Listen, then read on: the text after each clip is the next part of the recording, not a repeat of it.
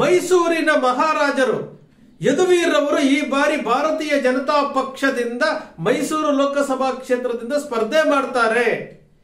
ಈ ವಿಚಾರ ಬಹಳ ಚರ್ಚೆಗೆ ಬಂದಿದೆ. ಎಲ್ಲೆಲ್ಲೂ ಅದೇ ವಿಚಾರ. ಮೈಸೂರಿನ ಮಹಾರಾಜರು ಚುನಾವಣೆಗೆ ಸ್ಪರ್ಧೆ ಮಾಡ್ತಿರೋದು ಇದೇನು ಹೊಸದೇನಲ್ಲ. ಹಿಂದೆ ಶ್ರೀಕಂಠದತ್ತ ನರಸಿಂಹರಾಜ ಒಡೆಯರು ಸಹ ಸ್ಪರ್ಧೆ ಮಾಡಿದ್ರು. ಭಾರತೀಯ ಜನತಾ ಪಕ್ಷದಿಂದ ಸ್ಪರ್ಧೆ ಮಾಡಿದ್ರು, ಗೆದ್ದಿದ್ರು. ಕಾಂಗ್ರೆಸ್ ಇಂದ ಸ್ಪರ್ಧೆ ಮಾಡಿದ್ರು, ಸೋತಿದ್ರು.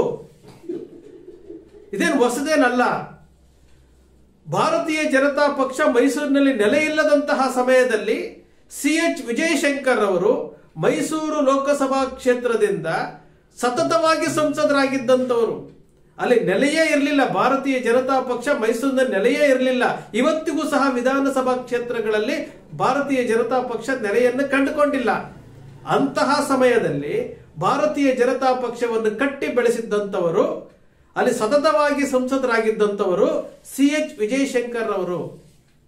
ಅಂತವರಿಗೆ ಯಾವುದೇ ಕಾರಣ ಕೊಡದೆ, ಕಾರಣವಿಲ್ಲದೆ, ಯಾಕಂದ್ರೆ ವಿಜಯಶಂಕರ್ ಅಂದ್ರೆ ಸಾಧು ಸ್ವಭಾವದ ವ್ಯಕ್ತಿ, ಎಲ್ಲರೊಂದಿಗೆ ಆತ್ಮೀಯವಾಗಿ ಬೆರೆಯುವಂತಹ ವ್ಯಕ್ತಿ, ಸ್ಥಳೀಯ ಮುಖಂಡರಲ್ಲಿ ಎಲ್ಲೂ ಸಹ ಭಿನ್ನಾಭಿಪ್ರಾಯ ಮಾಡಿಕೊಳ್ಳದಂತಹ ವ್ಯಕ್ತಿ.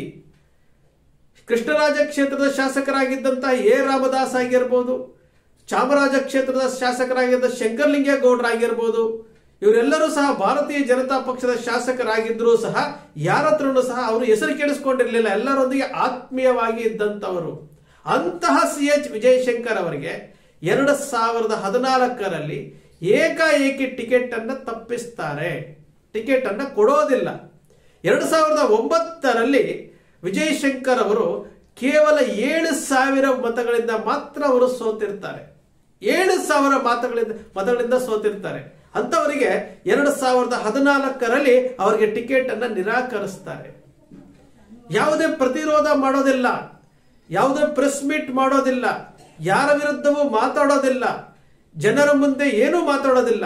ಪಕ್ಷ ನನಗೆ ಆದೇಶ ಕೊಟ್ಟಿದೆ, ನಾನು ಹಾಸನದಲ್ಲಿ ಸ್ಪರ್ಧೆ ಮಾಡಬೇಕು, ನಾನು ಹಾಸನದಲ್ಲಿ ನಾನು ಸೋಲ್ತೇನೆ, ಹೀನಾಯವಾಗಿ ಸೋಲ್ತೇನೆ, ದೇವೇಗೌಡರ ವಿರುದ್ಧ ನಾನು ಸೋಲ್ತೇನೆ ಅಂತ ಗೊತ್ತಿದ್ರೂ ಸಹ ನಗು ನಗುತ್ತಾ ಚಾಮುಂಡೇಶ್ವರಿ ದೇವಿಗೆ ಕೈ ಮುಗಿದು, ಕೋಟೆ ಆಂಜನೇಯ ಸ್ವಾಮಿಗೆ ಕೈ ಮುಗಿದು ನೇರವಾಗಿ ಚುನಾವಣೆ 20 ದಿವಸ ಬಾಕಿ ಇರಬೇಕಾದ್ರೆ ಹಾಸನ ಲೋಕಸಭಾ ಕ್ಷೇತ್ರದಲ್ಲಿ ಹೋಗಿ ಅವರು ಪ್ರಚಾರ ಮಾಡ್ತಾರೆ. ಭಾರತೀಯ ಜನತಾ ಪಕ್ಷದ ಅಭ್ಯರ್ಥಿಯಾಗಿ ಪ್ರಚಾರ ಮಾಡಿ ಅಲ್ಲಿ ಅವರು ಸ್ಪರ್ಧೆ ಮಾಡ್ತಾರೆ. ದೇವೇಗೌಡರ ವಿರುದ್ಧ ಪ್ರಬಲವಾದಂತ ಪೈಪೋಟಿ ಕೊಡ್ತಾರೆ.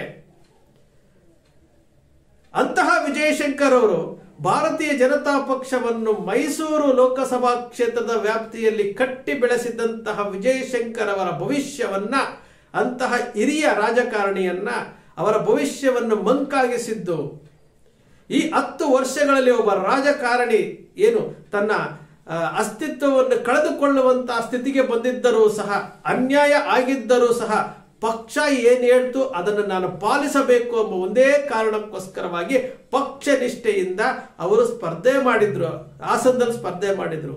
2019ರಲ್ಲಿ ನನಗೆ ಅವಕಾಶ ಸಿಗ್ತದೆ ಅಂತ ಕಾಯ್ತಾ ಇದ್ರು. ಆದ್ರೆ 2019ರಲ್ಲೂ ಅವಕಾಶ ಸಿಗಲಿಲ್ಲ. ಕಾಂಗ್ರೆಸ್ ಮತ್ತು JDS ಪಕ್ಷದ ಮೈತ್ರಿ ಅಭ್ಯರ್ಥಿಯಾಗಿ ಮೈಸೂರಿನಲ್ಲಿ ಸ್ಪರ್ಧೆ ಮಾಡ್ತಾರೆ.